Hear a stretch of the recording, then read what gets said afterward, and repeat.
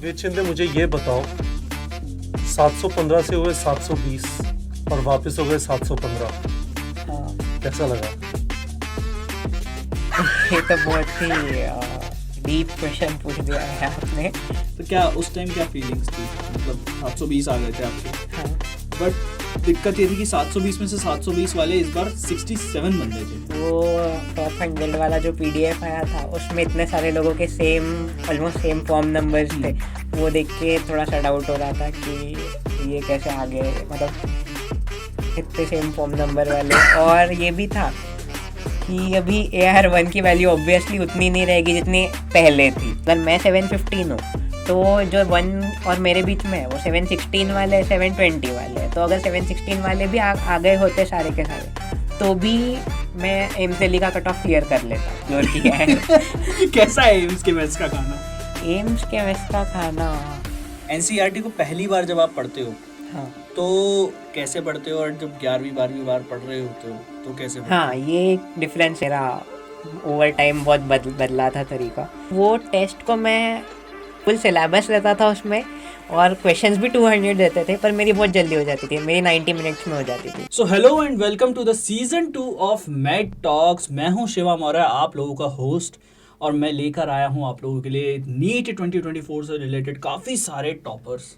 मतलब टॉपर्स की भरमार है यहाँ पर, और उनकी कहानियों से आप लोगों को काफ़ी कुछ सीखने को मिल सकता है। तो अगर आप ये सीरीज़ फॉलो कर रहे हैं तो पेन और पेपर ज़रूर लेकर बैठिएगा, क्योंकि बहुत कुछ है आप लोगों के सीखने के लिए। तो अभी तक हम लोग मिल चुके हैं दृष्टि से, हम लोग मिल चुके हैं आस्था से, हम लोग मिल चुके हैं 2 ऐसे लोगों से जिन्होंने मेडिकल फील्ड चुनी, बट मेडिकल फील्ड किस तरह से चुनी वो बहुत डिफरेंट स्टोरीज़ हैं। आज हमारे साथ हैं नीट 2024 की स्टोरी से बहुत ही ज़्यादा एक बढ़िया कैरेक्टर, क्योंकि इनकी स्टोरी में काफ़ी सारे ट्विस्ट हुए हैं, काफ़ी सारे टर्न्स हुए हैं। फाइनली ये एम्स दिल्ली में हैं, बट इनकी स्टोरी के काफ़ी इंटरेस्टिंग एस्पेक्ट्स जो है वो आज आप लोगों को पता लगेंगे। तो हमारे साथ है वेद शिंदे, जिन्होंने 715 का स्कोर अर्जित किया है नीट 2024 में, और ये 715 का जो स्कोर है उससे रिलेटेड भी काफ़ी स्टोरीज़ हैं। तो आज जानेंगे सारी स्टोरीज़ को। सबसे पहले स्वागत करते हैं वेद शिंदे, आपका बहुत बहुत स्वागत है मैड टॉक्स में। कैसे हैं आप? बहुत अच्छा हो। बहुत बढ़िया, बहुत बढ़िया। कैसा लग रहा है यार एम्स दिल्ली में अभी आप आ गए हो? बहुत ही अच्छा लग रहा है, सेटिस्फैक्शन है एक एम्स में आने का। और गोल तो सबका जो भी नीट देता है वो यही गोल से देता है कि एम्स दिल्ली जाऊँ। और वो मिल गया है, तो और क्या, मतलब नीट से जो भी एक्सपेक्टेशंस थी वो सारी पूरी हो गई। बढ़िया। अब तक का कैसा माहौल रहा है? अब तक का माहौल तो अच्छा रहा है। अभी MBBS में जब फर्स्ट ईयर स्टार्ट हुआ, पहले सब एंजॉय और मतलब मस्ती के मूड में थे। अभी थोड़ा सीरियस हो रहे क्योंकि एग्जाम्स पास आ रही है हमारी, फर्स्ट मिड से। हे भगवान, अभी तो एंटर भी नहीं किया, अभी से मिड से। हाँ हाँ, एम्स का शेड्यूल। हाँ, मेरे को मतलब कपिल सर से मैंने बात करी थी, मैंने कहा सर वेद शिंदे आने वाले। सर ने बताया कि यार वो बेचारे अभी वो फंसे पड़े होंगे, अभी उनके एग्ज़ाम वगैरह डायरेक्टली आ जाएंगे। हाँ हाँ, काफ़ी ज़्यादा ये चीज़ तो है कि आप लोगों को मेडिकोस को अगर मेहनत करवाएंगे तो बहुत जम के मेहनत करवाएंगे। बिल्कुल। तो अभी फाइनली एम्स दिल्ली आपने क्रैक किया। एम्स दिल्ली के अब तक का जो सफ़र था आपका, आप पहले दिन जब आए, पहला दिन कैसा था, और सीनियर्स वगैरह से मिले? हाँ, बहुत सारे। तो कैसा लगा सीनियर से मिलके? सीनियर्स बहुत अच्छे हैं, मतलब हेल्पफुल तो सारे सीनियर्स हैं। यार और अभी तो ये भाई यही बोलने वाले हैं। और मतलब ऐसा लगता है बहुत बार कि बैचमेट से ज़्यादा हेल्पफुल सीनियर्स हैं। और मतलब और बिल्कुल हेल्पफुल रहेगी ना, क्योंकि वो सेम जगह पे थे जहाँ हमें अभी 1 साल पहले। तो और बहुत सारे अलग अलग टाइप के सीनियर्स हैं, बहुत एक्सपोजर मिल सकता है सीनियर्स से बात करके। सही सही सही। और सीनियर्स के अलावा जो एक चीज़ बहुत ज़्यादा प्रोमिनेंट है एम्स में या फिर मेडिकल कॉलेजेस में, रैगिंग अभी तक हुई कि नहीं हुई? एम्स में तो रैगिंग नहीं होती है, इंटरैक्शन होता है सिर्फ। तो इंटरैक्शन हुआ कि नहीं हुआ? इंटरैक्शन तो चल रहा है, स्टार्टिंग में बिल्कुल चलेगा इंटरैक्शन। कैसा रहा इंटरैक्शन? मज़ा आती है इंटरैक्शन में, सीनियर्स को थोड़ी ज़्यादा मज़ा आती है। और हमको भी आती है थोड़ी थोड़ी। यार और एक मुन्ना भाई एमबीबीएस का इंटरेक्शन है मुन्ना भाई एमबीबीएस देखिए हाँ हाँ देखिए। तो उसमें एक इंटरेक्शन सीन है क्या, कुछ वैसे इंटरेक्शन होता है क्या? होता है मे बी। आपके साथ अभी नहीं हुआ? नहीं मेरे साथ नहीं हुआ। यार मतलब अभी सोच रहा है कि ऐसा होना नहीं चाहिए, है ना? हाँ हाँ। बढ़िया। तो वेद हम लोग अभी बात करते हैं आपकी प्रिपरेशन जर्नी के बारे में, एंड फिर थोड़ी और चीज़ों के बारे में बात करेंगे। तो हमें एक चीज़ ये बताइए कि सबसे पहले तो मुझे ये बताओ कि एमबीबीएस ही क्यों, ऐसा क्या था जो आपने एमबीबीएस करने का सोचा और नीट का एग्ज़ाम देने की सोची? एमबीबीएस तो इसलिए करना है क्योंकि डॉक्टर बनना है। हम्म। ये तो बहुत ऑब्वियस बात है। और डॉक्टर इसलिए बनना है, उसके पीछे बहुत सारी रीजंस है। जैसे एक तो है रिस्पेक्ट, डॉक्टर्स जैसी शायद ही किसी को मिलती है। और रिस्पेक्ट के अलावा सेटिस्फैक्शन, जो वर्क रिलेटेड सेटिस्फैक्शन रहेगा, मतलब किसी की जान बचाकर जो सेटिस्फैक्शन मिल सकता है, वो पता नहीं, वो मुझे और किसी चीज़ से शायद नहीं मिल सकता है। और ये दोनों तो मेन चीज़ है। फिर पब्लिक को हेल्प करना, और ऑब्वियसली फाइनेंशियली भी डॉक्टर अच्छे होते हैं, मतलब ऑन एवरेज बेटर ऑफ, वो भी एक रीज़न था। और एक और रीज़न था, मेरे मदर और फादर दोनों डॉक्टर्स हैं, तो मेरा बैकग्राउंड भी मेडिकल ही है, तो सेम बैकग्राउंड में कंटिन्यू करना थोड़ा सा ईजियर रहता है। वो भी एक रीज़न था डॉक्टर बनना ये चूज़ करने के पीछे। नाइस। यार पेरेंट्स का डॉक्टर होना कहीं ना कहीं आपको एक एडवांटेज देता है, हाँ apart from other NEET aspirants. हाँ। तो किस तरीके के एडवांटेजेस आपके पास थी? प्लस एक चीज़ और कि क्या कोई इसका डिसएडवांटेज भी होता है कि मतलब उनको सब पता है कि आप क्या कर रहे हो क्या नहीं कर रहे हो? एडवांटेजेस तो बहुत है। एडवांटेजेस में जैसे मतलब उनको पता रहता है कि क्या जर्नी है, किस चीज़ों से हमको गुजरना पड़ेगा, तो वो हमको पहले से बता के रखते हैं, इंटिमिडेट करके रखते हैं कि ऐसा ऐसा होने वाला है। और मतलब वो शायद थोड़ा पढ़ाई को ज़्यादा इम्पोर्टेंस देते हैं। और मतलब अभी सेम बैकग्राउंड है, वो भी हमारे सीनियर्स ही है, फिर मेरे पेरेंट्स भी एक टाइप से मेरे सीनियर्स ही है। सही, सही। वो तो उनका गाइडेंस सीनियर्स जैसा ही होता है। और डिसएडवांटेज तो मुझे नहीं लगता है, बट थोड़ा सा ऐसा कभी कभी लगता है कि शायद ये ज़्यादा ही इंटरफियर हो रहा है थोड़ा सा, पर ठीक है, उतना ठीक है। एडवांटेजेस ऑब्वियसली ज़्यादा है। Nice nice nice. बट यार हो जाता है कि पेरेंट्स को एकदम सारी चीज़ें पता है, हाँ आप बहाने नहीं बना सकते। हाँ, वो तो है, वो तो है। Nice nice nice. तो आपकी जर्नी के हिसाब से आपने तैयारी शुरू कैसे करी? आपकी नीट की प्रिपरेशन में सबसे पहले क्या स्टार्ट किया आपने? नीट की प्रिपरेशन मैंने 11 से स्टार्ट की थी। 11th में एलन ज्वाइन किया था ऑब्वियसली। तो वहाँ जाके क्लासेस, स्टार्टिंग में तो कुछ भी ओरिएंटेशन नहीं था कैसे प्रिपेयर करना है, क्या करना है। बस इतना था कि पढ़ाई करनी पड़ती है, बस इतना ही पता था। इसके अलावा और कुछ भी नहीं पता था। मतलब मुझे इतना भी नहीं पता था कि क्वेश्चन प्रैक्टिस, टेस्ट वगैरह ये सब भी रहता है। ये धीरे धीरे ही पता चला। फिर कुछ दिनों बाद क्वेश्चन प्रैक्टिस का इम्पोर्टेंस समझा मैं। और नीट प्रेप भी मुझे एक दिन कोइंसिडेंटली मिल गया था। मैं गूगल पे सर्च कर रहा था रिसोर्सेज क्वेश्चन प्रैक्टिस के, तो मुझे नीट प्रेप दिखा। फिर मुझे उसके सारे क्वेश्चंस देखे मैंने, और मतलब इतना ज़्यादा वास्ट था वो, तो बहुत इंटरेस्टिंग लगा था वो। फिर देखे 2-4 कपिल सर के वीडियोस भी देखे उसके बाद? कपिल सर के वीडियोस भी देखे थे स्टार्टिंग में, पर मतलब वो मैं ज़्यादा यूट्यूब वगैरह देखता नहीं था ऐसे। और अगर देखता भी था तो स्टडी रिलेटेड कुछ नहीं रहता था उसमें। सही है। हाँ, तो सिर्फ एंटरटेनमेंट टाइम पास के लिए यूट्यूब था।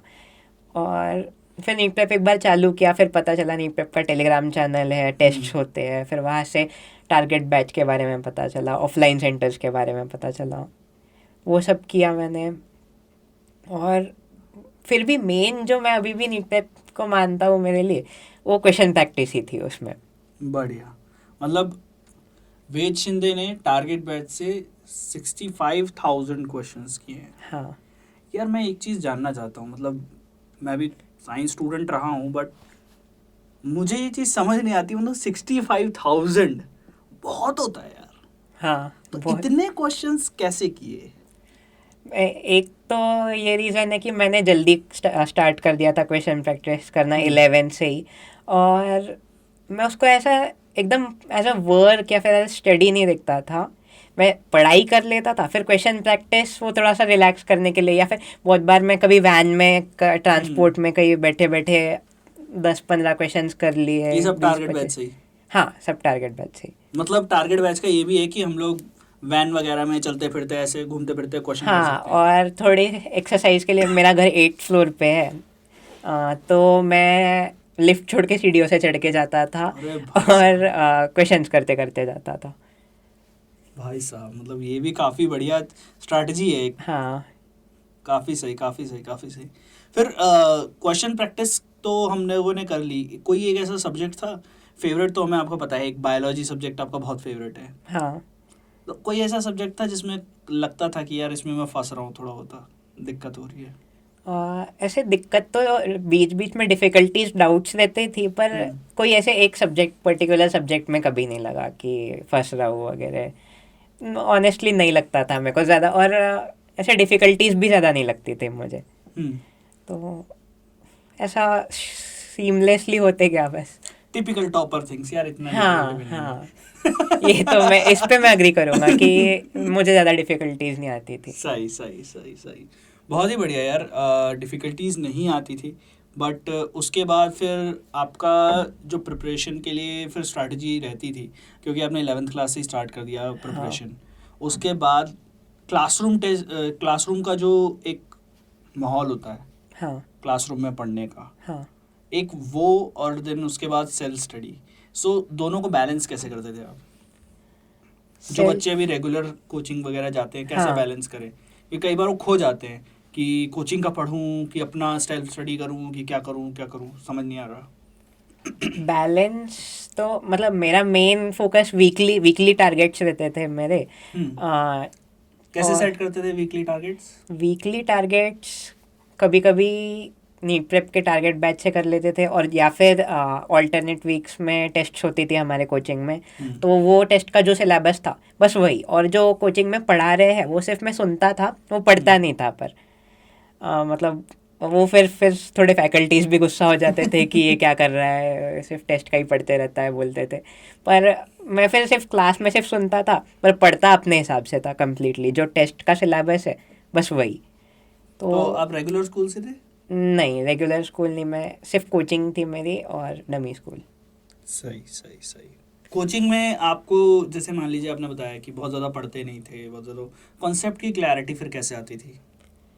कंसेप्ट की क्लैरिटी एक तो क्लासरूम में बनती है, जो जब फैकल्टीज पढ़ा रहे हैं तो वो एक मेन ये है, और उसके अलावा जब हम खुद रीड करते हैं एनसीईआरटी तब आती है, और एक कॉन्सेप्ट की क्लैरिटी रहती है, और एक जो एग्ज़ाम को कैसे अटेम्प्ट करना है और किस हिसाब से पढ़ना है, ये PYQs से समझता है। तो PYQs मतलब सबसे पहले मैं एक बार एनसीईआरटी में चैप्टर रीड कर लेता था, और सबसे पहले PYQs ही सॉल्व करता था नीट प्रेप से, क्योंकि उसमें शायद सारे के सारे साल के इंक्लूडेड है, और मतलब शायद एक भी पेपर मिस नहीं हुआ है पिछले 20 साल का वगैरह शायद। Kudos to team NEET prep यार, हाँ। बहुत ही कमाल का काम करते हैं टीम नीट प्रेप। अगर आप लोगों को भी टारगेट बैच ज्वाइन करना है तो डिस्क्रिप्शन बॉक्स में उसका लिंक दिया गया है, आप लोग भी जाके टारगेट बैच ज्वाइन कर सकते हो। जैसा कि आप लोग देख सकते हो, target batch is a topper वाला बैच, ऐसा कोई नॉर्मल बैच नहीं है। टॉपर्स क्योंकि वेद है, इनके दोस्त कृष्णमूर्ति शिवाल है, इनके एक और दोस्त हैं शुभान सेन गुप्ता, जिनके ऐसे ही थोड़े 720 टाइप मार्क्स आए हैं, AIR 1 हैं, और ऐसे ही बच्चे मतलब टारगेट बैच यूज़ करते हैं। तो अगर आप लोगों को भी नीट की तैयारी करनी, डिस्क्रिप्शन में टारगेट बैच का लिंक दिया हुआ है, जाके फॉर्म फिल कीजिए। पहले 50 बच्चों को बहुत बड़ा डिस्काउंट मिल रहा है। तो आते हैं वेद, ये तो हुई बात कि आपने तैयारी करी, कॉन्सेप्ट क्लैरिटी हुई, हाँ। देन उसके बाद आपने क्वेश्चंस प्रैक्टिस किए, फिर डाउट आया, फिर उसको देखा। मैं जानना चाहता हूँ एनसीईआरटी के बारे में, कौन से ऐसे सब्जेक्ट्स थे जिनकी सिर्फ एनसीईआरटी ही पढ़ी आपने, बाकी कोई दूसरे रिसोर्सेज पे ज़्यादा? आज आपने एनसीईआरटी के अलावा भी कोई रिसोर्सेज लगाए थे? नीट प्रेप और एलन का जो बस। रिसोर्सेज रहते हैं बस। तो एनसीईआरटी को कितनी बार पढ़ा आपने और कौन कौन से सब्जेक्ट्स की? बायो की एनसीईआरटी तो बहुत बार, बायो में? बहुत ज़्यादा, मतलब 11-12 बार हो गए होंगे। 11-12 बार? हाँ, क्योंकि अभी 2 साल है और हमारी बुक्स भी एनसीईआरटी मतलब अब ज़्यादा तो मोटी नहीं होती है एमबीबीएस के कंपैरिजन में, तो वो तो 2 साल में तो हो सकती है आराम से। यार मैं जानना चाहता हूँ, क्योंकि बहुत सारे स्टूडेंट्स भी जानना चाहते होंगे, एनसीईआरटी को पहली बार जब आप पढ़ते हो हाँ तो कैसे पढ़ते हो, और जब 11वीं 12वीं बार पढ़ रहे होते हो तो कैसे पढ़ते हाँ, हो? ये एक डिफरेंस है। मैं मेरा ओवर टाइम बहुत बदला था तरीका। तो स्टार्टिंग में तो वो जैसा पढ़ा रहे हैं, मतलब जैसा स्टोरी जैसा लिखा रहता है या फिर थोड़ा एक्सप्लेनेटिव वे में लिखा रहता है, बस उसको पढ़ लेना और थोड़ा ओरिएंटेशन ला लेना कि चैप्टर में क्या है और कैसे कॉन्सेप्ट्स है वगैरह। फिर जैसे जैसे 1-2 बार पढ़ लिया तो पढ़ने के बाद क्वेश्चन प्रैक्टिस एक होती है, टेस्ट्स वगैरह देने होते हैं, तो उससे हमको समझ में आता है कि ये चैप्टर से क्या पूछा जा सकता है या इस पार्ट से क्या पूछा जा सकता है। तो उस हिसाब से जब उसके बाद हम पढ़ते हैं एक और बार, तो उस नज़रिए से पढ़ते हैं, हमको दिखता है कि हाँ इस लाइन से क्वेश्चन आया था, इस लाइन से क्वेश्चन आया था, ऐसा क्वेश्चन बन सकता है। वो एक है, वो एक ओरिएंटेशन आता है मन में।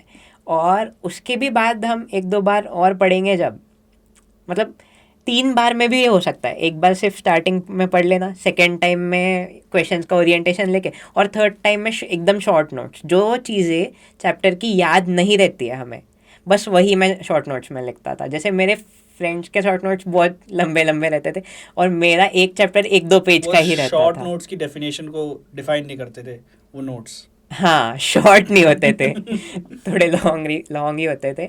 पर मेरे इसमें मतलब ऐसा कुछ कंटिन्यूशन, कुछ एक्सप्लेनेटिव वे में नहीं लिखता था, मैं सिर्फ वही चीज़ लिखता था जो मुझे याद नहीं रहती है। और बायो के एनसीईआरटी में तो ऐसी बहुत सारी चीज़ें हैं जो याद नहीं रहती है, बहुत सारे नंबर्स है, फैक्ट्स है छोटे छोटे, वो बस लिख देता था। जो याद नहीं रहता है सिर्फ वही, जो याद रहता है उसको लिखने की क्या ज़रूरत। कोई डिफिकल्ट वर्ड वगैरह भी लिखते थे आप? हाँ, बायो में काफी कोई डेफिनेशन या डिफ़िकल्ट वर्ड्स, न्यू वर्ड्स ऐसा, या फिर मेनली तो फैक्ट्स, जैसे कितने टाइप की स्पीशीज़ है एंड्स की, एटसेट्रा एटसेट्रा, इस टाइप का। नाइस। केमिस्ट्री के लिए कैसे करते थे? वहाँ भी एनसीईआरटी होती थी? हाँ, के इनऑर्गेनिक और ऑर्गेनिक केमिस्ट्री एग्जैक्टली सेम जैसा मैंने अभी बायो के लिए बताया। बस फिजिकल केमिस्ट्री में एनसीईआरटी को थोड़ा कम वेटेज, मतलब कम पढ़ा था मैंने। और क्योंकि फिजिकल केमिस्ट्री में कॉन्सेप्ट, हाँ क्वेश्चन ज़्यादा लगाए थे और कॉन्सेप्ट एक बार बन गया, क्योंकि बहुत ही ज़्यादा वो वास्ट लगता था मेरे को बाकी के कंपैरिजन में। फिजिकल के इतना वर्थ इट नहीं लगता था, मतलब जैसे एकदम हाई एफर्ट और यील्ड इज़ लोअर। किसमें? फिजिकल केमिस्ट्री के एनसीईआरटी में। तो 1-2 बार पढ़ लिया था और वहाँ के वहाँ हाईलाइट कर लिया था और थोड़े से शॉर्ट नोट्स बना लिए थे, एकदम 1-2 पेजेस के बस। फिर वैसे ही फिजिकल केमिस्ट्री के लिए बस इतना ही। और फिजिक्स के लिए भी मोस्टली सिमिलर, पर फिजिक्स की जो एनसीईआरटी है उसमें पॉइंट्स टू पॉन्डर का एक सेक्शन रहता है और सॉल्व्ड एग्जांपल्स रहते हैं। तो ये जो 2 चीज़ें है ये बहुत इंपॉर्टेंट थी, ये मैंने मल्टीपल टाइम्स रिवाइज की थी। बाकी फिजिक्स की एनसीईआरटी एक बार रीड पढ़ ली थी और समझ ली थी और इम्पोर्टेंट चीज़ें हाईलाइट कर। फिजिक्स के लिए कुछ और भी लगाया था क्या, कि कोई प्रदीप हो, ऐसे अरोड़ा या एचसी वर्मा कुछ? नहीं, एचसी वर्मा के एमसीक्यूज करता था मैं, पर वो बहुत ही कम रहते हैं, वो 5-6 एमसीक्यूज रहते हैं एक चैप्टर के, या 10-11, तो वो करता था। पर मेनली एलन का मटेरियल और पीवाईक्यूज और नीट प्रेप के questions. Nice nice nice. Physics में कोई ऐसी कुछ खास चीज़, स्ट्रैटेजी लगाते थे क्या कि मतलब क्योंकि उसमें मैथमेटिकल एस्पेक्ट ज़्यादा है, हाँ, तो ट्रिग्नोमेट्री आनी चाहिए और कैलकुलस आना चाहिए, उसके लिए ट्रिग्नोमेट्री प्लस कैलकुलस, जो भी चीज़ें हैं, वेक्टर्स आने चाहिए, हाँ, वेक्टर्स अलजेब्रा आना चाहिए। हाँ। तो वो सारी चीज़ें उनके लिए जैसे पढ़ाते तो हैं ही, आप अलग से भी कुछ प्रैक्टिस करते थे? नहीं, इसके लिए मैंने अलग से तो कुछ, मैं इसमें फिर से वो टॉपर वाली बात लाना चाहूँगा। मेरे को बहुत मतलब इजीली आ जाता था, मेरे को इजीली आ जाता था फिजिक्स। फिजिक्स तो ऐसा एक सब्जेक्ट है जिसमें मुझे एफर्ट कम लगता था, और अब पता नहीं बस वो क्यों है, maybe genetic reason. Nice. तो उस बस एनसीईआरटी में भी थोड़ा सा बेसिक मैथ्स दिया रहता है, वो पढ़ के मेरी मैथ्स की अंडरस्टैंडिंग और थोड़ी क्लियर हुई थी, जैसे वेक्टर्स है और कैलकुलस है। बस इतना ही एनसीईआरटी पढ़ के बस क्लैरिटी थोड़ी और बढ़ी थी, पहले से तो थी पर थोड़ी बढ़ गई। बाकी Nice. फिजिक्स जो पढ़ाते हैं उतने में सफिशिएंटली समझ जाता बेसिकली था। जो लोग बोलते हैं कि फिजिक्स की एनसीईआरटी में बहुत ज़्यादा कुछ नहीं रहता, तो फिजिक्स की एनसीईआरटी से बाहर भी पढ़ना चाहिए, तो उन लोगों को आप क्या कहना चाहोगे कि यार एनसीईआरटी को भी पढ़ना है कि नहीं पढ़ना? उन लोगों को मैं ये कहना चाहूँगा कि जो नीट है उसमें जितने अभी पिछले 4-5 साल से एनसीईआरटी से ही क्वेश्चंस आ रहे हैं, और कोई कोई क्वेश्चंस तो एग्जाम्पलर से डायरेक्ट उठा के ही as it is copy paste हो जाते हैं। तो अभी जब एग्ज़ाम में एनसीईआरटी के बाहर कुछ नहीं आ रहा है तो एनसीईआरटी के बाहर का पढ़ने की तो कोई ज़रूरत नहीं है, क्योंकि मेरा पढ़ाई का तरीका बहुत ही ज़्यादा एग्ज़ाम फोकस था। तो मुझे नहीं लगता कि अभी के लिए तो फ़ायदा है। अगर कोई उन्होंने एकदम से पैटर्न चेंज कर लिया तो फिर उसमें कुछ नहीं बोल सकता, but based on the past NCERT is enough for physics. Great great. हाँ, क्योंकि एग्जाम की तैयारी करना एंड पढ़ना दो अलग अलग हाँ, बातें हैं। बहुत ज़्यादा अलग, क्योंकि पढ़ने में हम क्वेश्चन प्रैक्टिस और मॉक टेस्ट वगैरह बिल्कुल भी नहीं देंगे। मॉक टेस्ट देने आपने कब से शुरू करे थे? मॉक टेस्ट जो कोचिंग के थे वो तो पहले 2-3 हफ्तों से ही स्टार्ट हो गए थे, और नीट प्रेप के मैंने 11th का जब फर्स्ट हाफ खत्म हुआ था तब से चालू किए थे मैंने 720 वाले नीट प्रेप के कौन मॉक सी टेस्ट टेस्ट। सीरीज थी नीट प्रेप की आपके पास? टारगेट बैच ही थी, और जंबो टेस्ट सीरीज होगी उसके साथ? हाँ वो तो 12th में आई थी, जब मैं 12th में था वो तब आई थी। अच्छा। हाँ वो तब मैंने वो 12th में थी, पर स्टार्टिंग में सिर्फ टारगेट बैच, और वो भी जो कस्टमाइज्ड सिलेबस रहता था। कस्टमाइज्ड हाँ, DPP? मैं डीपीपी नहीं, 720 वाली बड़ी टेस्ट। अच्छा, हाँ, वो कस्टमाइज सिलेबस पे मैं वो सॉल्व करता था सही, वीकली सही। वीकली बेसिस पे, Weekly या basis फिर पे ऑल्टरनेट वीक्स। अल्टरनेट वीक्स पे। तो मतलब कि टेस्टिंग भी आपने बहुत पहले से शुरू कर दी? हाँ, मतलब टेस्टिंग से समझ में आता है ना कि हम कहाँ स्टैंड करते हैं और हमको आता कितना है और इम्प्रूवमेंट कहाँ हो सकता है। सो ये जो टेस्टिंग थी वो आप पर्टिकुलर टॉपिक्स से रिलेटेड करते थे, जो जो टॉपिक्स आपने पढ़ लिए उनका कंबाइंड टेस्टिंग? हाँ, और मैं सारे सब्जेक्ट्स को थोड़ा इक्वल इम्पोर्टेंस देने की कोशिश करता था, ऐसा नहीं, और सारे सब्जेक्ट्स को, और ऐसा भी सोचता था कि एक ही टॉपिक को एकदम ज़्यादा इम्पोर्टेंस नहीं देना, या जैसे एक ही चैप्टर में भी एक ही सब टॉपिक को, बहुत सही। लोग करते हैं एक ही सब टॉपिक को बहुत ज़्यादा इम्पोर्टेंस दे देते हैं। Nice nice nice. तो ऐसा तो नहीं होना चाहिए, सारे टॉपिक्स को और सारे चैप्टर्स को इक्वल इम्पोर्टेंस देना हाँ। चाहिए। ये बहुत अच्छी एक सजेशन जो है वो वेद ने आपको दी है। अगर आप मानना चाहो तो मानो, नहीं मानना तो फिर क्या ही कर सकते हैं। तो अब अगला मैं यार सवाल आपसे ये पूछना चाहता हूँ कि नीट की प्रिपरेशन हो गई, नीट की तैयारी आपने करी, उसमें क्वेश्चन प्रैक्टिस हो गया, टेस्टिंग हो गया, ऐसा क्या एक्स फैक्टर है आपकी प्रिपरेशन में, या ऐसी क्या मिस्टेक्स हैं जो आपने नहीं करी, जो आपने देखा अपने आसपास वालों को करते हुए, तो जिसके कारण आपको एम्स दिल्ली मिला? और बहुत ही रेयर इवेंट है कि हाँ, किसी को हाँ। एम्स दिल्ली मिला, क्योंकि ऑलमोस्ट 50 से 60 सीट रहती है। हाँ, जनरल की, और ओवरऑल 132 मतलब 25 लाख में बच्चों से। ने हाँ, लिखा था, हाँ, उसमें से 132 सीट्स है। हाँ, बहुत ही लाखों में एक वाली बात है। हाँ। तो कैसे आपने, क्या एक्स फैक्टर था आपकी प्रिपरेशन में? मेरे लिए तो सबसे इम्पोर्टेंट जो था वो फुल सिलेबस टेस्ट थे, जो मैंने दिसंबर से देना स्टार्ट किए थे। नीट 11th या 12th? 12th के दिसंबर से मैंने 200 से ज़्यादा दिए थे फुल सिलेबस टेस्ट पूरे। 200 से ज़्यादा? हाँ, जिसमें पूरे 200 क्वेश्चंस रहते थे, और जब 1-2 महीने बचे थे तो मैं एक दिन में 4 टेस्ट भी कर लेता था कभी कभी। एक दिन में 4 टेस्ट कैसे करते थे? मतलब 3-3 घंटे का एक टेस्ट है? हाँ, तो मुझे 3 6 हाँ, 3 9 पर 3 12? वो, हाँ, तो वो टेस्ट को मैं फुल लेंथ फुल सिलेबस रहता था उसमें, और क्वेश्चंस भी 200 देते थे, पर मेरी बहुत जल्दी हो जाती थी, मेरी 90 मिनट्स में हो जाती थी, 90 to 100 मिनट्स में, जो 3 घंटे 20 मिनट की है। नाइस। हाँ, तो बस उसमें मैं चेक नहीं करता था, जैसे मैं जब सीरियस अटेम्प्ट रहता था मेरा, ये मैं एज अ प्रैक्टिस करता था, जो 90 to 100 में सीरियस अटेम्प्ट में फुल 3 hour 20 minutes को यूज़ करता था, और ये फुल टाइम यूज़ करना भी मुझे ये 200 टेस्ट दे के ही समझा है। मतलब ये तो बहुत ही सबसे इम्पोर्टेंट मुझे लगता है कि जिसकी वजह से मेरा आया है। और मैं और कृष्णमूर्ति साथ में देते थे ये टेस्ट। मतलब हम लोग डिसाइड कर लेते थे कि हम ये सिलेबस पे देंगे, और जब फुल सिलेबस होने लगा तो हम ये टेस्ट देंगे। और हम लोग रात को डिस्कस करते थे आधा घंटा, क्या क्या गलतियाँ हुई, और कुछ मतलब जो वे है, जो प्रोटोकॉल है सॉल्व करने का, उसमें कुछ चेंजेस कर सकते हैं क्या, ये देते थे। और जो सीरियस अटेम्प्ट रहता था उसमें भी मुझे लगता है एक मैंने जो अलग काम किया है, वो मैं ट्राई करता था फुल 3 hours 20 minutes यूज़ करना। बहुत लोगों का क्या रहता है, फाइनल पेपर बोलते हैं मेरा 2.5 घंटे में हो गया, मेरा 2 घंटे में हो गया। और मतलब मेरे फ्रेंड्स भी थे कुछ कुछ, और वो ऐसा बताते थे कि बहुत खुशी की बात है ये कि जल्दी पेपर हो गया। जबकि जब पूरा 3 hours 20 minutes तुमको दे रहे हैं वो, तो पूरा यूज़ करो ना।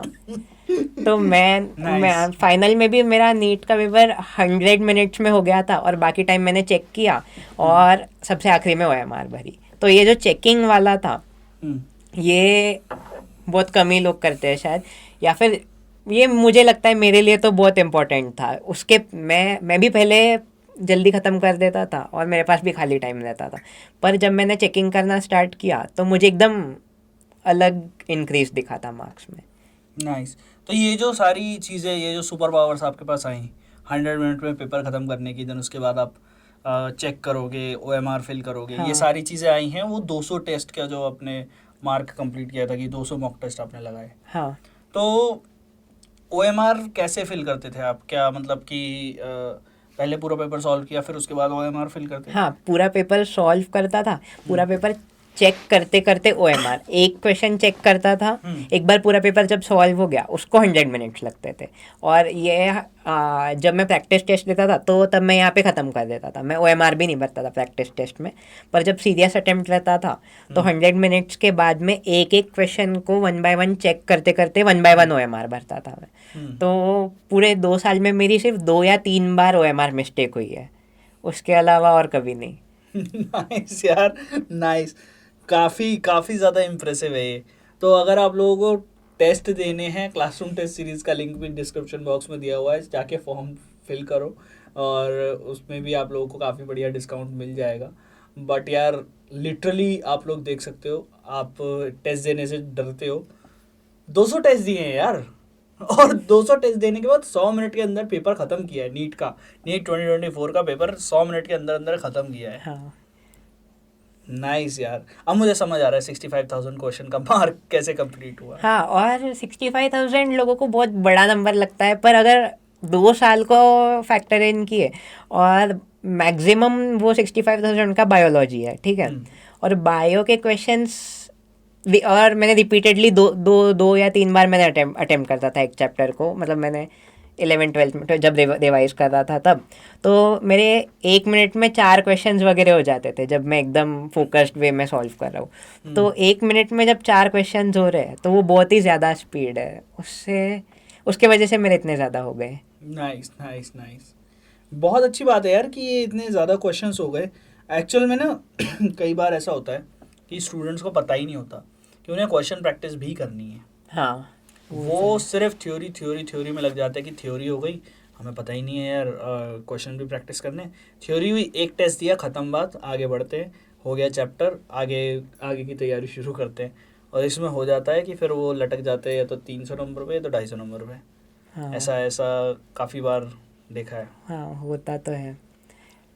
तो तो, हाँ। जो क्वेश्चन प्रैक्टिस और टेस्ट में एक और डिफरेंस है, मतलब कोई लोग तो दोनों ही नहीं करते, पर कोई लोग अगर इनमें से सिर्फ एक ही कर रहे हैं तो वो क्या मिस आउट कर रहे हैं वो पॉइंट आउट करना चाहूँगा मैं। बिल्कुल कि अगर सिर्फ क्वेश्चन प्रैक्टिस कर रहे हो तो तुम खुद को जज नहीं कर सकते कि कितने मार्क्स मिल रहे हैं या कितनी रैंक आ रही है, ये पता नहीं चलेगा। और सिर्फ टेस्ट दे रहे हो तो टेस्ट में लिमिटेड नंबर ऑफ क्वेश्चन ही रहते हैं, पूरा चैप्टर तो कवर हो ही नहीं सकता है टेस्ट दे के।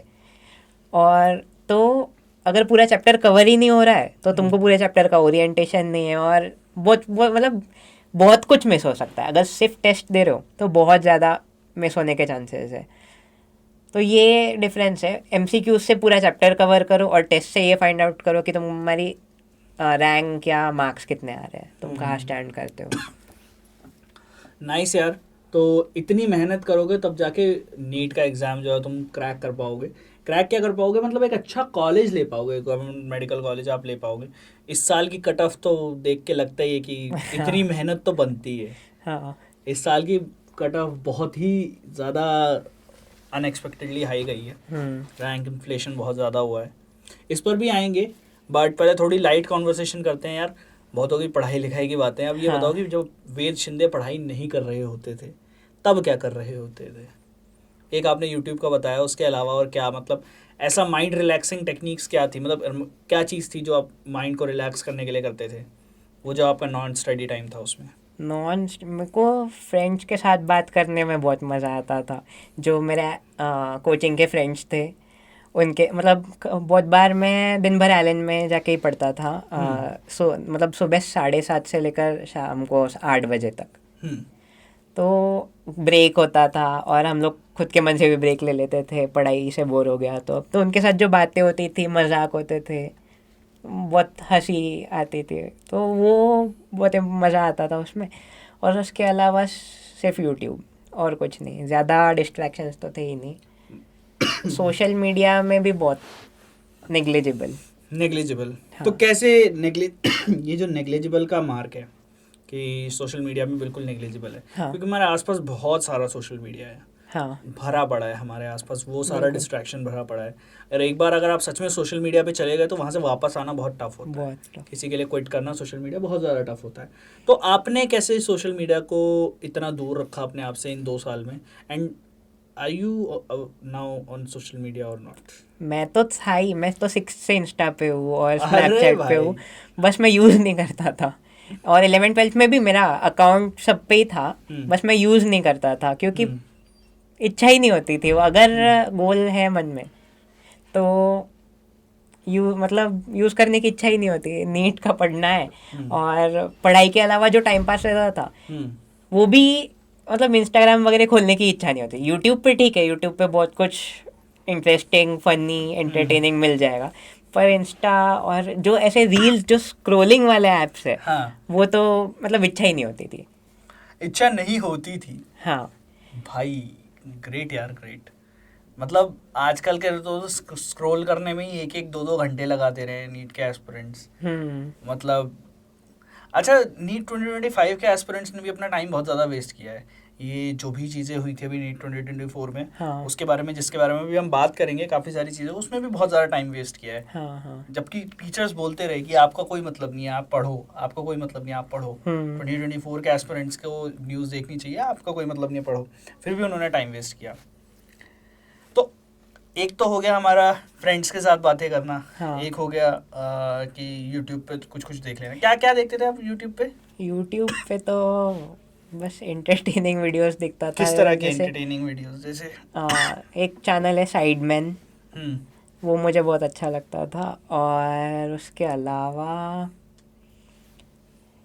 प्यूडीपाई है जो सबसे ज़्यादा सब्सक्राइब था, मैं उसको भी देखता था। और मतलब ऐसे जो रैंडम चीज़ें आ जाती थी वो देखता था, ऐसा कुछ स्पेसिफिक नहीं था। सही। प्यूडीपाई देखते थे, रैंडम चीज़ें देखते थे। काफ़ी सही। तो अब सोशल मीडिया पे आप एक्टिव अभी हो? तो बहुत ही ज़्यादा, मतलब दिन भर पूरा दिन ही उसमें चले जाता है अभी। दिन भर चला जाता है पूरा दिन। कॉलेज की पढ़ाई नहीं हो रही है अभी। कॉलेज की पढ़ाई नहीं हो रही है? नहीं यार, करो भाई। हाँ। कॉलेज की पढ़ाई भी करो।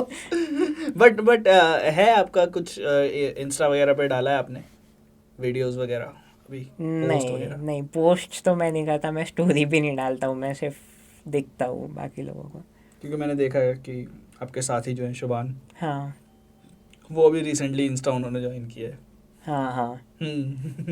तो वो कुछ डालते रहते हैं। तो कब डालना शुरू करोगे आप इंस्टाग्राम पे कुछ content? जब इच्छा हुई तब। क्या, अभी किस चीज़ में इंटरेस्ट है आपका? किस तरह के वीडियोस बनाना चाहोगे? इंस्टा पे तो वीडियोस पता नहीं, कोई आइडिया नहीं, अभी बिल्कुल सोचा ही नहीं इस बारे में। अभी कुछ नहीं सोचा। बढ़िया। तो वैसे ये दोनों चीज़ों के अलावा मैं गिटार भी बजाता था, ये बताना भूल गया। आप गिटार बजाते थे? हाँ। बढ़िया यार। मतलब आइलैंड के डेज के अराउंड ही सीखा आपने नीट की नहीं, preparation उसके में? पहले 9th और 10th में सीखा था। 11th-12th में कभी कभी महीने में एक बार निकाल के बजा लेता था, थोड़ा प्रैक्टिस कर लेता था। बढ़िया बढ़िया बढ़िया। तो राइट हैंड में दर्द होता होगा, फिर लेफ्ट हैंड में दर्द होना बंद हो गया होगा। जो लोग सच में गिटार हो जाते हैं उनको वो जो लोग रिलेट करेंगे, राइट हैंड से लिखते हैं। आप राइट नहीं, लेफ्टी हूँ मैं। लेफ्टी हो? हाँ। तो लेफ्ट हैंड पे कुछ ज्यादा प्रेशर नहीं पड़ेगा? नहीं, पर आदत थी ना 9th और 10th में 2 साल से, तो फिर क्यों। Great great great. तो कॉर्ड्स वगैरह सब बढ़िया बजाते हो? हाँ, ऑलमोस्ट। ऑलमोस्ट क्या मतलब कि फिंगर स्टाइल भी बजाते हो क्या? नहीं, फिंगर स्टाइल नहीं, लीड्स और कॉर्ड्स। लीड्स और कॉर्ड्स। हाँ।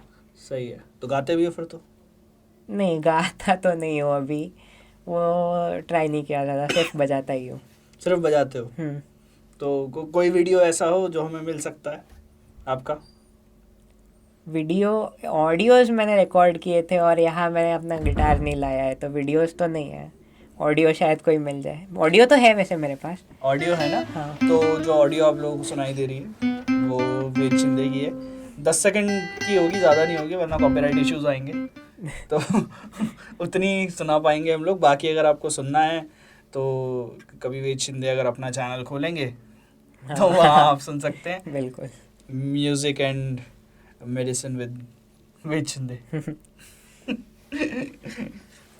आप नीट की तैयारी के बाद अब माहौल कैसा है घर में, रिश्तेदारों में? फर्स्ट ऑफ ऑल रिश्तेदारों में कैसा माहौल था जब सच पता लगा था रिजल्ट? अच्छा, रिजल्ट पता लगा तब तो सब बहुत खुश थे ऑब्वियसली, और रिश्तेदार बोल रहे थे, उनको भी बहुत सारे कॉल्स आ रहे हैं उनके नेबर्स, उनके रिश्तेदारों से। मतलब मेरे पेरेंट्स से ज़्यादा उनको कॉल्स आ रहे थे कि आपका बेटा ये है क्या, इसको इतने मार्क्स। तब तो यार 1 था। तब यार 1 था। उसके बारे में बात करेंगे अभी। वो मतलब कि काफ़ी ओवरवेलमिंग रहा होगा। हाँ, बहुत ज़्यादा। और जब रिजल्ट आया तो मैं अपने घर पे भी नहीं था, मैं तो गोवा में घूम रहा था अपने हाँ यार, ये स्टोरी बताओ यार। तुम गोवा में घूम रहे थे, रिजल्ट आया था। एक्सपेक्टेड नहीं था ना कि 4 नहीं, तारीख को 4 को तो हमने ऐसा ही प्लान किया था कि रिजल्ट के पहले हम वापस आ जाए। कब तक का प्लान था? हमारा था 3 को ही हम गए थे। और हम एक ही दिन घूम हुआ यार। बस एक दिन घूम पाए और रिजल्ट आ गया। और मैं और कृष्णमूर्ति भी था, और हमारा एक और फ्रेंड था। तो वेद शिंदे मुझे ये बताओ, 715 से हुए 720 और वापस हो गए 715। हाँ, कैसा लगा? ये तो बहुत ही डीप क्वेश्चन पूछ दिया है आपने। पर जब 720 थे तब मुझे एक बात लगती थी हमेशा कि अगर रिजल्ट में कुछ भी हुआ या फिर रीनीट या ऐसा कुछ भी हुआ तो सबसे ज़्यादा लॉस जिस किसी का हो सकता है तो वो मैं ही हूँ, क्योंकि मैं ही 1.01 पे था। मतलब उसके ऊपर तो जा नहीं सकते, उससे नहीं, नीचे ही पर क्या गिरना आपको था। पता था कि आपको एम्स दिल्ली तो मिल ही जाएगा? ये भी श्योरिटी नहीं थी। अगर रीनीट अगर हुई तो फिर तो किसी को नहीं पता। रीनीट का पता हाँ, नहीं। हाँ। बट रीनीट नहीं होगा तो आपको मिल जाएगा, ये आपको हाँ, पता ये था? पता था, ये पता था। तो उस सेंस में कॉन्फिडेंस था कि चलो नाम का रैंक 1 की जगह कुछ और हो जाएगा, पर एम्स दिल्ली तो मिल हाँ, जाएगा। ये तो पक्का था। गजब है बॉस, बहुत जबरदस्त, बहुत जबरदस्त। अभी कपिल सर खुद आए मेरे पॉडकास्ट में, इस सीट पे बैठ के बढ़िया वेद के साथ एक सवाल किया। कोशिश करेंगे कि इस सेटअप में कपिल सर और ज़्यादा पॉडकास्ट करें। तो तुम लोग बताना कमेंट सेक्शन में कैसा लगा तुम्हें। तो यार वेद, हम लोग बात कर रहे थे, एक सवाल जो मुझे पूछना था वो कपिल सर ने पूछा। सो नाउ अब जब सर ने पूछ ही लिया है तो मैं अब आपसे इस बारे में थोड़ा सा और डिस्कस करना चाहूँगा। जब रिजल्ट आया, हाँ, यू वर इन गोवा, हाँ। और बहुत ही लॉल हो गया। 3 तारीख को गए यार, 4 तारीख को 4 को आना। वापस आ गए। क्या उस टाइम था कि एक तो 720 आए, ये पता हाँ। लग गया था आपको वहीं पे गोवा में ही? हाँ, हाँ। गोवा में ही पता लग गया था, तो वापस क्यों आए फिर?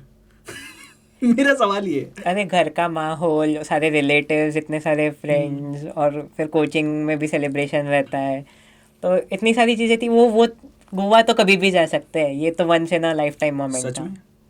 हाँ, सच में गोवा प्लान सक्सेसफुल नहीं होते दोस्तों।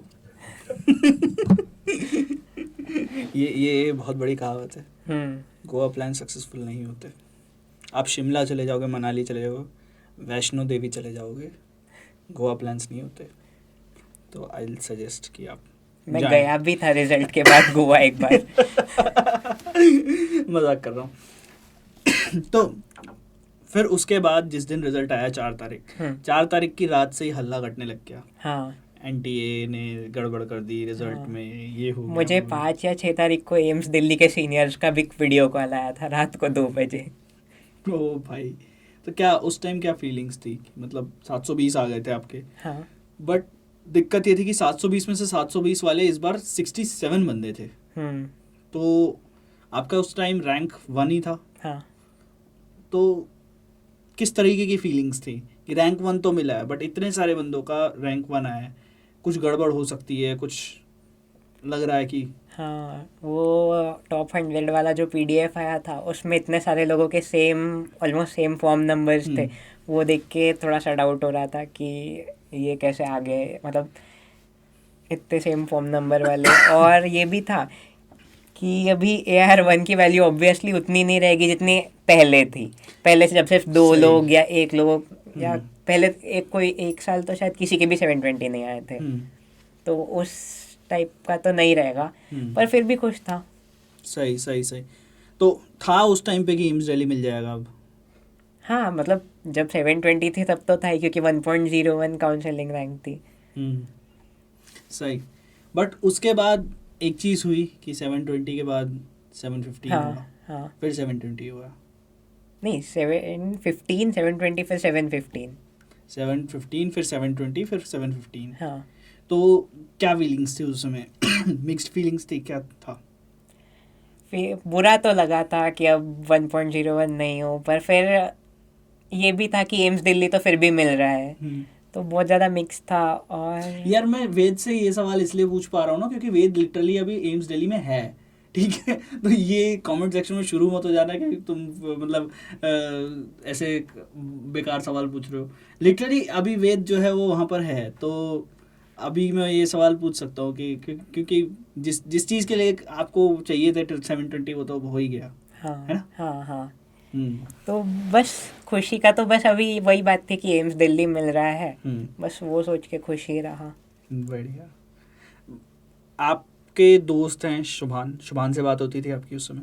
हाँ होती थी। शुभान और कृष्णमूर्ति। तो आपका जो फाइनल रिजल्ट आया था उस टाइम से 4 तारीख से फाइनल रिजल्ट में ऑलमोस्ट 2 महीने का गैप आ गया था। हाँ तो वो 2 महीने कैसे बीते आप लोगों के? बीते तो ठीक ही थे, मतलब मैं रीनीट का इतना चिंता नहीं कर रहा था, क्योंकि अगर हो भी गई तो भी मुझे पता था कि इतना कुछ डिफिकल्ट नहीं होने वाला है, जल्दी से पढ़ के हो जाएगा। पर फिर वही भी टिपिकल टॉपर वाली बात है, कर लेंगे यार, ठीक है। हाँ वो तो है, पर फिर भी एक डाउट रहता है ना कि थोड़ा सा लक फैक्टर भी रहता ही है। अगर सारे करेक्ट हुए या फिर सिर्फ एक ही गलत हुआ है तो क्या पता नेक्स्ट टाइम हो पाए या नहीं, पर अच्छा तो हो ही जाता था अगर रीनीट हुई तो भी। तो इतना टेंशन में तो बिल्कुल नहीं था, और मैंने वो ज़्यादा कोर्ट की जो लाइव स्ट्रीम्स होते रहती थी दिन भर, वो भी ज़्यादा नहीं देखी थी। आधी इन्फॉर्मेशन तो तुम्हें हम लोगों से भी मिल जाती थी, एलन से मिल जा रही है, हम लोगों से मिल जाती थी, काफ़ी ज़्यादा वो था। तो वो ठीक ही था टाइम, मतलब इतना वरीड नहीं था मैं। Nice nice nice nice.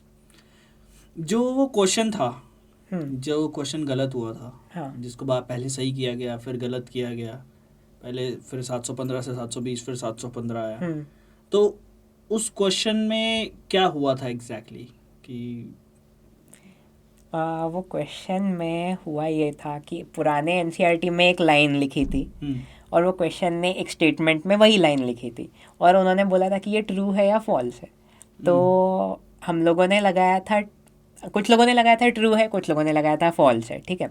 तो अब पुराने एनसीईआरटी की जब वो एग्जैक्ट लाइन थी और हमने पुराने एनसीईआरटी को देख के ट्रू लगाया था, फिर और नए एनसीईआरटी में वही लाइन थोड़ी सी चेंज हो गई थी, एक वर्ड चेंज हो गया था, उसके वजह से जो स्टेटमेंट क्वेश्चन पेपर में आई थी वो फॉल्स हो जा रही थी। तो हम जिन्होंने पुरानी एनसीईआरटी देख के ट्रू लगाया उनको भी पहले मार्क्स दे दिए थे कि पहले ठीक है पुराने एनसीईआरटी में लिखा है तो मान लेते हैं, और नए एनसीईआरटी वाले जो थे जिन्होंने नए एनसीईआरटी के हिसाब से आंसर लगाया था उनको भी मार्क्स दे दिया गया था। तो मतलब दोनों क्या था क्वेश्चन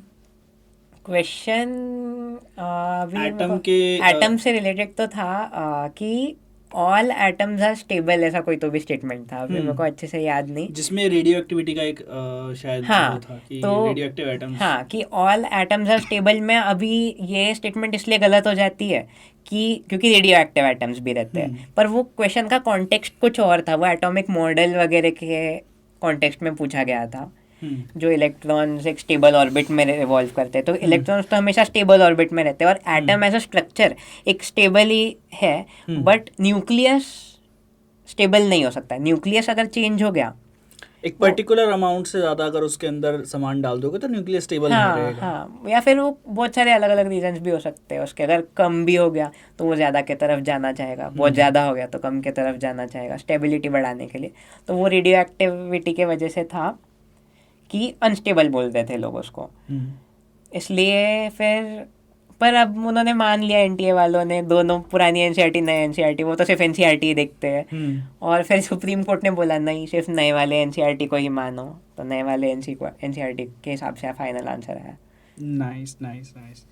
उसके बाद जब रिजल्ट आना था, जब नए एनसीईआरटी को सही माना गया और पुरानी एनसीईआरटी को गलत माना गया, हाँ, उसके बाद जो रिजल्ट आना था, हाँ, उसमें आपको पता था आपको 715 मार्क्स आने वाले। हाँ, पता। रैंक का आपको कुछ पता नहीं था, तो उसमें कुछ डर था कि यार अब एम्स दिल्ली कहीं हाथ से निकल ना जाए? रैंक का भी थोड़ा बहुत आइडिया तो था ही, क्योंकि मुझे मतलब कितने लोगों के 720 है और कितने लोगों के नहीं है, वो तो सुप्रीम कोर्ट वालों ने बता दिया था कि इतने लोगों के इस करेक्शन के बाद बड़े हैं, इतने लोगों के विदाउट करेक्शन थे, ठीक है।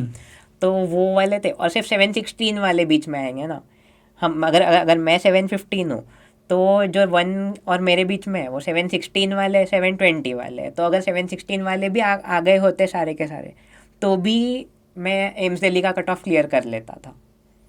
नाइस। तो ये मैंने थोड़ा सा कैलकुलेशन करके रखा था, तो मुझे कॉलेज मिलना तो पक्का ही था। आफ्टर ऑल कैलकुलेशन तो भाई की वैसे ही बढ़िया है।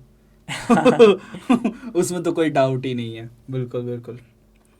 तो यार वेद, अब ऐसी क्या चीज़ें हैं जो आप एक्सप्लोर करना चाहते हो? पढ़ाई लिखाई से थोड़ा सा हट के थोड़ा सा बात करते हैं। क्या ऐसी चीज़ें हैं जो आप एक्सप्लोर करना चाहते हो इन योर कॉलेज लाइफ? क्या ऐसा था जो मिस आउट किया, उसे एक्सप्लोर अब करोगे? गिटार एक चीज़ है जिसे अब गिटार शायद तो बिल्कुल है, मैं बोलने ही वाला था।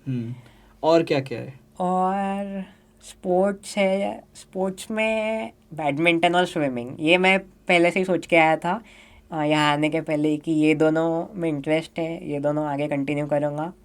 और इसके अलावा जिम थोड़ा सा, फिटनेस। अब फिटनेस तो अभी मतलब 2 साल ज़्यादा कुछ किया नहीं था तो बहुत ख़राब थी, पर अभी थोड़ा ट्राई करूँगा वापस अच्छा होने का। एक लड़का अभी आजकल बहुत ज़्यादा छाया हुआ है, जिम और फिटनेस और नीट तीनों बढ़िया किया उसने, क्रैक किया हुआ है। हाँ, तो होपफुली अभी आपके वो जिम तो मिलेगा ही हॉस्टल में शायद। हाँ, हॉस्टल में जिम है? हॉस्टल में, कैंपस में है। कैंपस में है।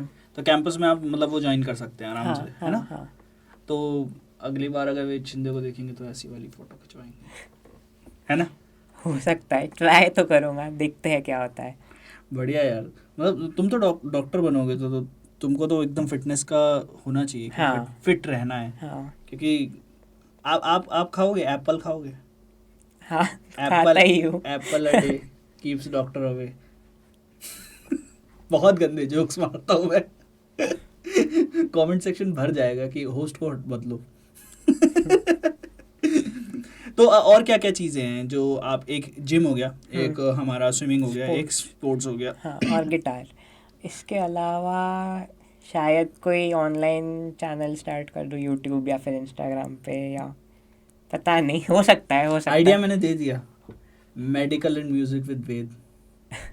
देख लो, नाम तो मैंने सजेस्ट कर दिया। नाम तो अच्छा है। नाम तो अच्छा है ना? हाँ, मेरे हिसाब से तो आपको करना चाहिए मेडिकल एंड म्यूजिक। तो और आप अभी कोई दिल्ली में कुछ जगह घूमे? हाँ, पर बहुत कम, ज़्यादा टाइम हुआ भी नहीं है। अभी कितना टाइम हुआ है आपको? 1-1.5 महीना हुआ होगा। हाँ, 1 महीना। पर कॉलेज की भी थोड़े स्टार्टिंग में हॉस्टल के रूल्स स्ट्रिक्ट रहते हैं। कोई ऐसी जगह आइडेंटिफाई करी है एम्स दिल्ली के आसपास जो जहाँ आपको घूमना हो, या दिल्ली में कुछ आइडेंटिफाई करी थी? नहीं, इतना तो देखा नहीं है। अभी फ्रेंड्स के साथ ही जाऊंगा, जहाँ भी जाऊंगा तो वो लोग ही ढूंढ लेंगे। खाना वगैरह कुछ एक्सप्लोर किया दिल्ली का? क्योंकि बहुत मतलब ऐसे अगर यूट्यूब वगैरह पे देखो तो हाँ, बहुत पॉपुलर हाँ, फूड वो स्पॉट्स हैं यहाँ दिल्ली हाँ, में। वो भी अभी तक ज़्यादा नहीं, अभी तो मेस का खाना ही एक्सप्लोर किया है। कैसा है एम्स के मेस का खाना? एम्स के मेस का खाना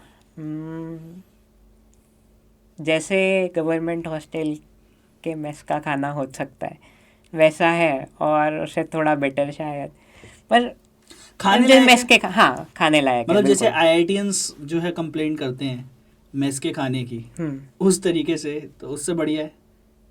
मतलब खाने लायक तो है, अच्छा है। और बहुत मतलब एम्स में बहुत सारी मैसेज है, शायद 8-9 मैसेज होगी अलग अलग, भाई तो कहीं से भी ऑर्डर कर सकते हो। और मेस का एक और है कि हम रात को 3 बजे भी कॉल करके रूम पे ऑर्डर कर सकते हैं। नाइस यार, अगर आप मतलब क्लासेस वगैरह के चक्कर में कुछ रह गया तो फिर आप ऑर्डर कर सकते हो, हाँ, या कोई और अगर वैसे मेस के टाइमिंग्स भी बहुत ये अच्छे Flexible होते हैं, हाँ, फ्लेक्सिबल होते हैं, और रात को भी चालू रहते हैं बहुत सारे मैसेज। और Nice. आखिर में दिल्ली है, ऑर्डर करके भी कभी भी मंगा लो। ये फ़ायदा तो है यार। यार पहला बंदा मैं देख रहा हूँ जो दिल्ली में आके दिल्ली की थोड़ी बहुत ही तारीफ़ कर रहे हैं, वरना दिल्ली में आके लोग दिल्ली की बुराई करते हैं। मुझे पसंद नहीं आते वो लोग। बीइंग अ दिल्लीइट यार। हाँ, तो अभी मैं आपको 2-3 स्पॉट बताता हूँ, आप ज़रूर जाना। हाँ। आपने मोमोज ट्राई किए दिल्ली के? नहीं, अब तक नहीं। एक तो मोमोज ज़रूर खाना, हाँ, ठीक है, सत्य निकेतन के, ओके। ठीक है, या साकेत जाओगे, साकेत के खाना, हाँ। साकेत पीवीआर। हम्म। घूमोगे तो कुतुब मीनार घूम लेना। जो नॉर्मल स्पॉट्स है वो बता देता हूँ, कुतुब मीनार घूम लेना, जू चले जाना, और क्या नाम है अपना, इंडिया गेट ज़रूर जाना, हाँ। कंपलसरी है, वहाँ माथा टेक के आना है ज़रूर, ठीक है। और अगर आप थोड़े से भक्ति भाव में बिलीव करते हो, कालका जी मंदिर जाना, और बंगला साहब गुरुद्वारा जाना, वहाँ लंगर खा के आना ज़रूर, ठीक है, वहाँ जाना बहुत कंपलसरी है। और अगर आप दिल्ली में रहकर सीपी नहीं गए तो उसे पाप माना जाता है। सीपी तो गया वो 3-4 बार। तो मतलब अभी तक इन्होंने वो पाप नहीं किए हैं, तो सीपी जाना तो ठीक है। हाँ, हाँ। बढ़िया। सरोजनी वगैरह भी घूमे? हाँ, मार्केट सरोजिनी भी, वगैरह एक्सप्लोर की? हाँ, 1-2 बार गया हूँ। लाजपत नगर, हाँ, सरोजनी? लाजपत नगर भी गया हूँ। बढ़िया बढ़िया। कैसा लगा दिल्ली का फ्ली मार्केट? जैसा एक्सपेक्ट किया था वैसा ही था। जो सोचा था मन में वैसा ही था। बहुत वास्ट तो है ही, और भीड़ भी बहुत उतनी वास्ट है। भीड़ तो बहुत है यार दिल्ली में, बट ये है कि अलग मज़ा है दिल्ली का। हाँ, क्या डिफरेंस फील होता है नागपुर से दिल्ली का? ऐसे जनरल वाइब में फ़र्क है। नागपुर थोड़ा सा मुझे तो काम लगता है, और जो रोड्स भी है यहाँ के, रोड्स ही यार इतने दिल्ली से broad थोड़ा है। सा दूर अगर नोएडा भी चले जाओ ना तो वो भी बहुत काम है। यहाँ हाँ। से मतलब काम है, बट कब तक काम रहता है नोएडा वो नहीं पता है किसी को भी। बट हाँ कि दिल्ली में थोड़ा शोर तो है। शोर भी है, और पोल्यूशन तो उससे भी ज़्यादा है। हाँ यार ये तो है। हाँ। और अभी अभी आप दिवाली के बाद और देखने वाले हो, हाँ, हाँ। क्योंकि दिवाली के बाद तो मतलब एकदम हल्ला ही कट जाता है। बढ़िया बढ़िया बढ़िया। तो यार वेद, अब आप दिल्ली में और जगह एक्सप्लोर करोगे, ठीक है। अभी और चीज़ें आपने बताई कि आप मेडिकल के अलावा और क्या करना चाहोगे, ठीक है। हाँ। बट अगर वेद को, अगर मैं बोलूँ कि मेडिकल नहीं करना होता, कि मेडिकल अब ऑप्शन नहीं है, हाँ, तो वेद ने क्या चुना होता? मेडिकल ऑप्शन अगर नहीं है, ऐसा तो कभी सोचा नहीं, पर मतलब वेद शिंदे, डॉक्टर वेद शिंदे ना बनने का ऑप्शन रहता तो आप क्या करियर ऑप्शन चूज करते? शायद रिसर्च, शायद। वैसे मेरा इतना भी इंटरेस्ट नहीं है, पर अगर डॉक्टर और क्लिनिक से रिलेटेड नहीं करना है कुछ, तो फिर शायद रिसर्च। नाइस। और आपने क्या सोचा, स्पेशलाइजेशन वगैरह किस चीज़ में आपको नहीं, बहुत वो ज़्यादा तो इंटरेस्ट है? बिल्कुल भी नहीं सोचा, अभी कुछ क्योंकि नहीं सोचा? अब 5.5 साल उसी के लिए ही तो है। अरे बहुत बढ़िया। 5.5 साल बैठ के आराम से आप, हाँ, आराम से बैठ के नहीं, मैं बहुत मेहनत लगती है हाँ, हाँ, MBBS में 5.5 साल में आप बढ़िया सोच के फिर उसको डिसाइड करोगे हाँ। नीट के पीजी में क्या करना है। हम्म। तो अभी जो इंटरेक्शन है आपका हॉस्टल में और सीनियर्स वगैरह से, अभी तो हॉस्टल बहुत स्ट्रिक्ट हो रखा है ना एम्स का, हाँ, थोड़ा बताओ उसके बारे में, स्ट्रिक्टनेस क्या है? मतलब यहाँ इस पॉडकास्ट में आने के लिए आपको कितने पापड़ बेलने पड़े? पॉडकास्ट मैंने परसों एक लेटर लिखा था सुपरिटेंडेंट को कि मुझे जाना है, फिर उन्होंने मेरे पेरेंट्स को कॉल किया, फिर मेरे पेरेंट्स ने परमिशन दी, फिर सुपरिटेंडेंट ने साइन की और बताया स्टाफ को जो एंटी रैगिंग वाले होते हैं कि उन मुझे जाने दो, और ये सब करने के बाद मैं आ गया। नाइस। मतलब यार बहुत ज़्यादा स्ट्रिक्ट है अभी तो, पर ठीक है, ये आप लोगों के लिए तो ठीक है, काफ़ी ज़्यादा। जो भी बेसिकली जो दिल्ली के बच्चे हैं, चलो उनके लिए तो ठीक है कि उनको पता है कि थोड़ी बहुत ही चीज़ें दिल्ली में इधर उधर घूमने के लिए, बट अभी आप दिल्ली में नए भी हो तो उसके हिसाब से भी थोड़ा चेक रखना चाहिए। हाँ है ना? हाँ हाँ। अभी कोई पार्टी फ्रेशर्स पार्टी वगैरह हुई? फ्रेशर्स पार्टी को तो बहुत टाइम है। अभी कब होती है एम्स में? वो सीनियर्स की मर्जी। यार करवाओ भाई। खैर जब तक ये पॉडकास्ट आ रहा होगा शायद वेद शिंदे की फ्रेशर्स पार्टी तो हो गई होगी। चांसेस तो कम लग रहे हैं। क्यों, मतलब ऐसा क्यों? क्योंकि फ्रेशर्स पार्टी के बाद इंटरेक्शन बंद हो जाता है, फिर सीनियर्स और हम ऐसे फ्रेंड्स बन जाते हैं। यहाँ पर इंटरेक्शन जो कीवर्ड है उस पर ध्यान देने की बहुत ज़्यादा ज़रूरत है। जो लोग इंटरेक्शन को समझ रहे हैं वो लोग समझ सकते हैं, बाकी लोग आप लोग नहीं अगर इंटरेक्शन को समझ रहे हैं तो कोई बात नहीं। जो समझ रहा है वो समझ रहा है। तो यार वेद, MBBS कंप्लीट अभी आपका जर्नी शुरू हुई है, नीट की एक जर्नी से अभी आप निकले हो। हाँ। ठीक है, जो बाकी का फेज था रिजल्ट आने के बाद और अभी MBBS में एडमिशन लेने से पहले, उस फेज में आपने क्या क्या ऐसी चीज़ें करी? आपने बताया आप गोवा भी दोबारा घूमने गए थे। गोवा घूमने गया था, एक और जगह घूमने गया था नेपाल। नाइस। नेपाल में कहाँ? नेपाल में जो मेन स्पॉट्स है काठमांडू एक गया था, और अभी याद नहीं आ रहा दूसरे जगह का नाम। पोखरा। हाँ हाँ पोखरा। हाँ। दो अलग अलग, मैं भी पोखरा गया था। हाँ, काफ़ी बढ़िया जगह है, हाँ बहुत सुंदर। हाँ, अच्छी है। और नेपाल गया था, और बाकी टाइम जब नागपुर में था तो PS5 खरीदा, उस पर गेम्स खेलता था, और उसके अलावा तो फुल चिल, कुछ भी नहीं किया। क्या चिल मतलब कैसे? चिल, सोना, और बहुत ही ज़्यादा सोता था मैं। तैयारी की जो नींद थी हाँ, और अभी की जो नींद थी, हाँ, जो उस फेज की नींद थी, हाँ, उसमें क्या डिफरेंस था? बहुत ही ज़्यादा डिफरेंस, ड्यूरेशन का डिफरेंस था बहुत ज़्यादा। क्या, कितना डिफरेंस था, थोड़ा बताओ। नीट के टाइम पे रात को तो 5 घंटे ही सोता था मैं। सुबह जल्दी उठता था क्योंकि 4 बजे, कभी कभी 5 बजे।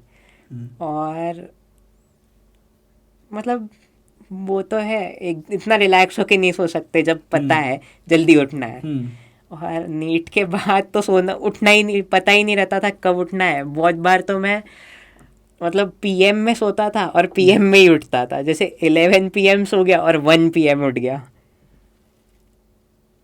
नाइस। कभी पापा मम्मी से इस बारे में डांट पड़ी कि कितना सो रहे हो अभी तुम? नहीं, तो नहीं, कुछ था ही नहीं करने को तो डांट क्यों पड़ेगी। नाइस।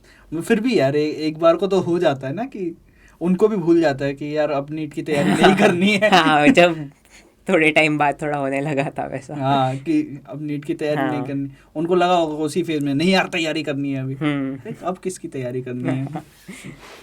नाइस। तो और क्या क्या किया इस फेज में? सोए, कुछ और चीजें एक्सप्लोर करी? सोया, घूमा, गेम्स खेला और फ्रेंड्स के साथ बाहर गया, बस। बढ़िया, वो भी बहुत है। हाँ, सोए, घूमे, खेले, अब बहुत ही बढ़िया, बहुत ही बढ़िया।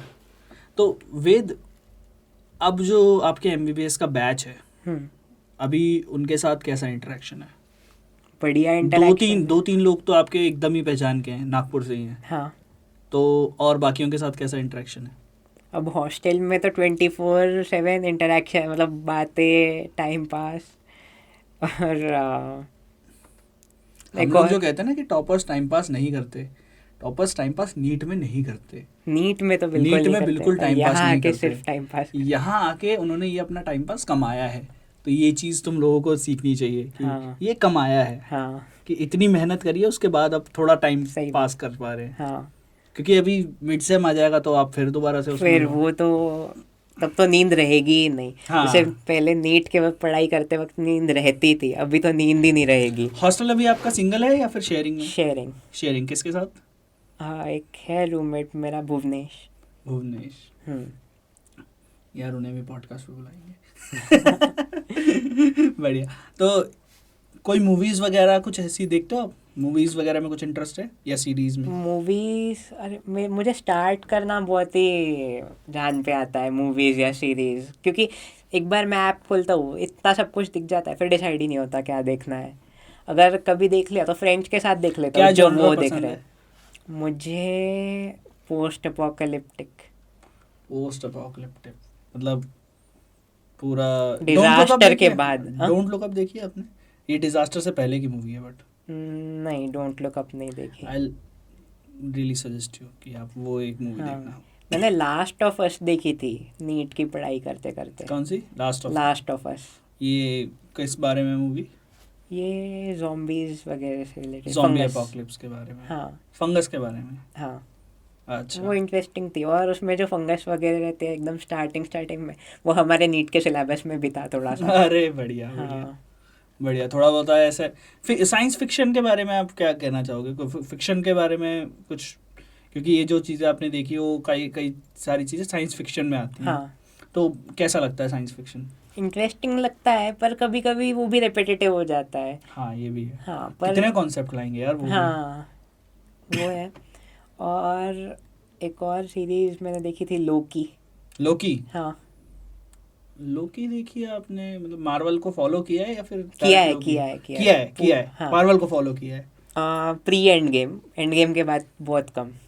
एंड गेम के बाद तो मार्वल ने खुद अपने आप को फॉलो करना बंद कर दिया। हाँ, सही में थोड़ा डिसअपॉइंटिंग था, पर ठीक है, वो बहुत बढ़िया था। वो सब देखा है मैंने। मून नाइट देखा? हाँ, मून नाइट देखा था। यार बवाल चीज़ है भाई वो, तुम लोग भी देखो नीट के बाद। बहुत बवाल चीज़ है। मैंने देखा। मार्वल के अलावा भी कुछ चीज़ फॉलो करी? मार्वल के अलावा, या मार्वल तो खैर अपने में खुद ही एक बहुत बड़ा ग्रंथ हाँ, है। बहुत बड़ा है। बहुत बड़ा ग्रंथ है कि पहले आयरन मैन देखा, आयरन मैन 1 2 3, फिर एवेंजर्स, फिर एवेंजर्स एज ऑफ अल्ट्रॉन, बहुत कुछ है उसमें। हाँ, बीच में कैप्टन मार्वल। कैप्टन मार्वल क्यों बनाई उन्होंने? ये तो केविन फाइगी बताएंगे यार। मतलब मेरे को लगता है कैप्टन मार्वल बस बना दी उन्होंने कि चलो ठीक है बना देते हैं, हमने इंट्रोड्यूस तो कर दिया इन्फिनिटी वॉर में। हाँ, सही बात है। और उसके अलावा मैं ट्राई कर रहा हूँ, याद कुछ नहीं आ रहा है। पर डीसी को भी फॉलो किया था? Jack Snyder's Justice League? नहीं, मैंने बैटमैन देखा है, पर वो डीसी पैटिंसन वाला? नहीं, रॉबर्ट पैटिंसन वाला जो भी जिसकी रिसेंट आया। ओपेनहाइमर थी उसका।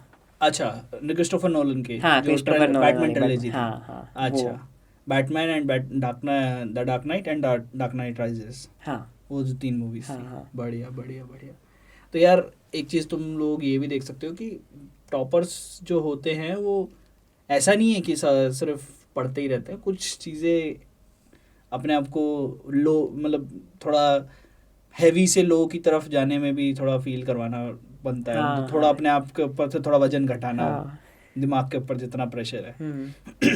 मूवीज और सीरीज के अलावा और यूट्यूब पे मुझे अभी एक याद आया, मैं समय रैना को बहुत देखता हूँ। India's got latent. हाँ। अभी देखे कोई एपिसोड्स? हाँ, ऑलमोस्ट सारे ही देखे हैं।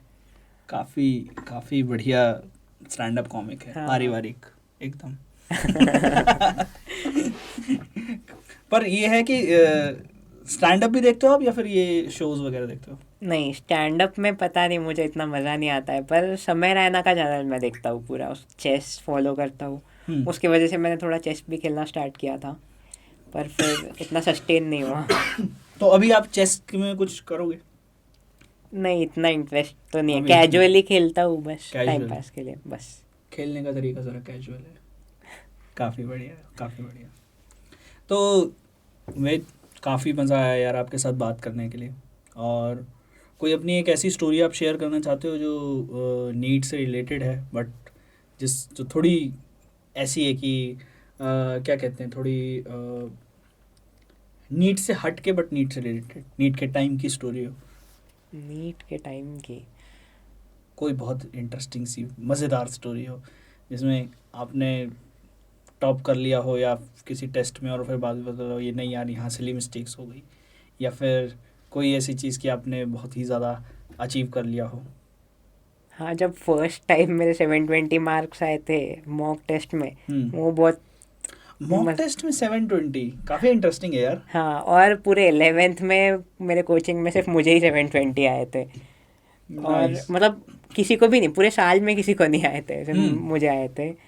तो वो एक इंटरेस्टिंग था, पर ठीक है, मतलब ये क्या है कि इसमें इतना इंटरेस्टिंग क्या ही है। Nice nice.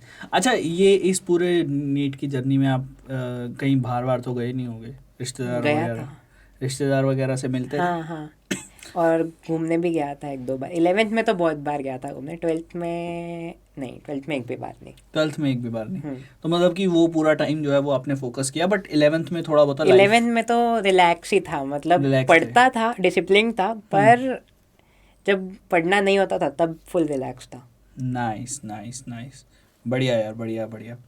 तो यार वेद, काफ़ी मज़ा आया आपके साथ बात करके। एक कोई एडवाइस जो आप नीट के एस्पिरेंट्स को जो भी 2025 और 2026 के लिए प्रिपेयर कर रहे हैं उनको देना चाहते हो? फुल सिलेबस टेस्ट बहुत सारे दो, और एक पेपर सॉल्व करने की स्ट्रैटेजी बनाओ जो फाइनल डे पे फॉलो करनी है। उसमें चेंजेस लाओ और देखो क्या इम्प्रूव हो सकता है, क्या हटाना है। ये बहुत इंपॉर्टेंट है। जैसे मैं चेक करता था पेपर एक बार सॉल्व करके, कोई मेरे फ्रेंड्स थे सिर्फ एक ही बार में क्वेश्चन देखते थे, टिक करते थे और पहले बार में ही OMR भर देते थे, पर मुझे वैसा नहीं लगता। मुझे लगता था एक बार चेक करना पड़ेगा। तो वैसा एक तरीका बनाओ और उसी को फॉलो करो, उससे बहुत बड़ा डिफरेंस क्रिएट हो सकता है। Nice nice nice. तो अगर आप लोगों को कोई एक बढ़िया टेस्ट सीरीज़ ज्वाइन करनी है तो लिंक डिस्क्रिप्शन में दिया हुआ है, आप लोग जाके नीट प्रेप की टेस्ट सीरीज़ ज्वाइन कर सकते हैं। जाके फॉर्म फिल कीजिए, आपको कॉल करके सारी डिटेल्स दे दी जाएंगी। तो वेद शिंदे, बहुत मज़ा आया यार आपके साथ बात करने में, और होपफुली अब मार्वल अपना कंटेंट थोड़ा सुधारेगा और आपको और मूवीज़ देखने का मौका मिलेगा। एंड कुछ मूवीज़ और सीरीज़ मैं भी आपको सजेस्ट करूँगा कि जो आपको देखनी चाहिए। और अब तुम लोग भी कमेंट सेक्शन में बताओ यार वेद को और क्या क्या देखना चाहिए और क्या क्या चीज़ें एक्सप्लोर करनी चाहिए। अभी तो थोड़ा टाइम है, क्योंकि फिर उसके बाद तुम और ज़्यादा बिजी हो जाओगे, है ना? हाँ। तो मिलते हैं यार अगले एपिसोड में, और आपसे और ज़्यादा, आप जब सेकेंड ईयर थर्ड ईयर में आओगे दोबारा से एक बार बात करेंगे और कोशिश करेंगे वेद के एक्सपीरियंसेस को और ज़्यादा एक्सप्लोर करने में। Thank you very much Ved. Thank you.